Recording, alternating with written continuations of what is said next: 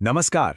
चलिए आज भारत के ऊंचे पहाड़ों के बीच छिपे उन रास्तों की बात करते हैं जिन्हें हम दर्रे कहते हैं।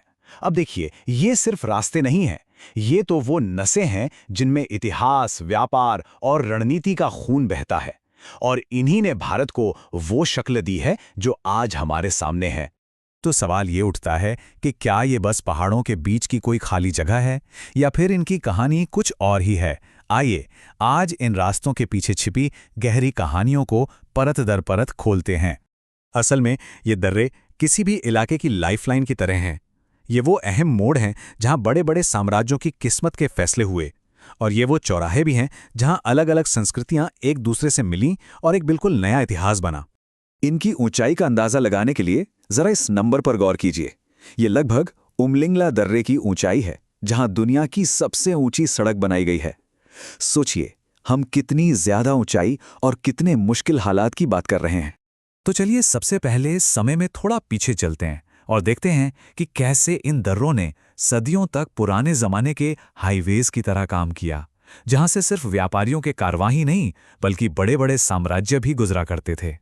ये बात शायद जानकर थोड़ी हैरानी हो कि मुगल साम्राज्य की सैन्य ताकत काफी हद तक इन दर्रों पर टिकी हुई थी। उनकी जो इतनी शक्तिशाली घुड़सवार सेना थी, उसके लिए बेहतरीन घोड़े आते थे सेंट्रल एशिया और अरब से, और उन्हें इन्हीं खतरनाक पहाड़ी रास्तों से भारत लाया जाता था। मतलब घोड़ों की लगातार सप्लाई ही उनकी जीत की गारंटी हुआ करती थी। खुद मुगल बादशाह बाबर ने लिखा था कि हर साल काबुल के रास्ते से करीब 10,000 घोड़े भारत लाए जाते थे। जरा सोचकर देखिए, ये व्यापार कितना बड़ा और कितना जरूरी रहा होगा, और ये दर्रे इस पूरे सिस्टम के दिल में थे। और देखिए, यह कहानी सिर्फ मुगलों तक ही सीमित नहीं है। यही दर्रे तो मशहूर सिल्क रूट का एक बहुत जरूरी हिस्सा थे। काराकोरम और नाथुला जैसे दर्रों से होकर सदियों तक सामान, नए नए विचार और संस्कृतियां एक जगह से दूसरी जगह पहुंची और पूरब को पश्चिम से जोड़ा। तो ये तो हुई इतिहास की बात। अब आते हैं आज के दौर में। आज के समय में इन दर्रों का महत्व व्यापार से कहीं ज्यादा जियोपॉलिटिकल और स्ट्रेटेजिक हो गया है। ये अब शक्ति की नई सरहदें बन चुके हैं। नाथुला दर्रा इसका एक बेहतरीन उदाहरण है।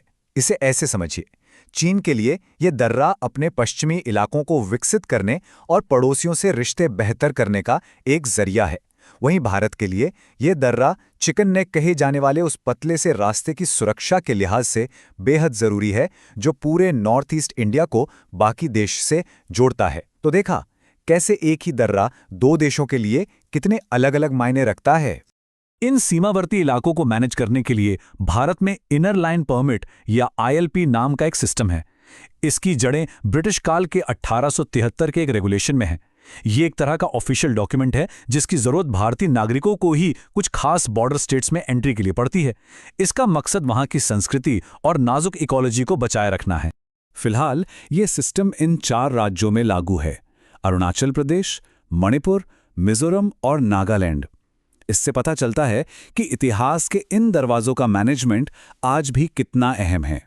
चलिए अब आज के जमाने में चलते हैं और देखते हैं कि कैसे इंसानी दिमाग और कमाल की इंजीनियरिंग ने इन पहाड़ों की चुनौतियों को पार किया है और इन पुराने रास्तों की पूरी तस्वीर ही बदल कर रख दी है।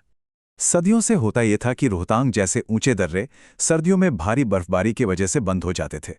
सोचकर देखिए कि लाहौल और स्पीति जैसी घाटियां साल के लगभग 6 महीने तक बाकी दुनिया से पूरी तरह कट जाती थीं। यह अपने आप में एक बहुत बड़ी चुनौती थी। और फिर आया इसका समाधान, अटल टनल। जहां पहले रोहतांग दर्रे को पार करने में कम से कम 4 घंटे लग जाते थे, वहीं अब इस टनल के बनने से ये सफर सिर्फ 15 मिनट का हो गया है। सच में ये इंजीनियरिंग का एक जीता जागता चमत्कार है। और ये कोई छोटी मोटी सुरंग नहीं है। अटल टनल 10,000 फीट से ज्यादा की ऊंचाई पर दुनिया की सबसे लंबी हाईवे टनल है।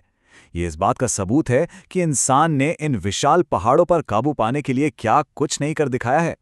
तो अटल टनल जैसी सुरंगों का आइडिया बहुत सीधा है लेकिन क्रांतिकारी है। जब भारी बर्फ के कारण ऊपर का रास्ता बंद हो जाता है, तो ये सुरंग पहाड़ के नीचे से एक ऐसा रास्ता बना देती है जो साल के 365 दिन खुला रहता है।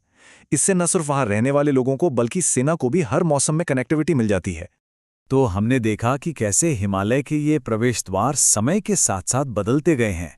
चलिए अब इस पूरी कहानी को एक साथ जोड़ते हैं और देखते हैं कि भविष्य में क्या हो सकता है। संक्षेप में कहें तो हमने इन दर्रों के 3 अलग-अलग चेहरे देखे।